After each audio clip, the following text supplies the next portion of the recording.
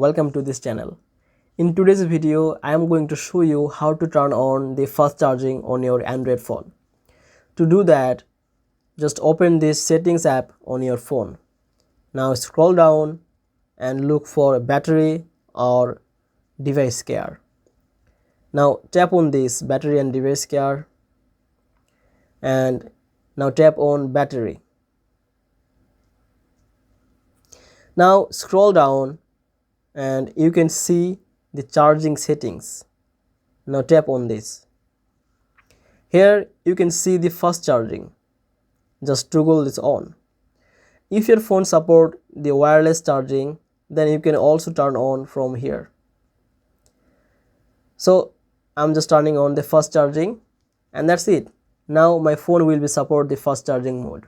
And this is how you can turn on the fast charging mode in your Android phone.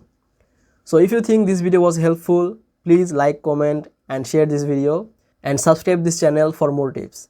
Thanks for watching. I will see you in the next video.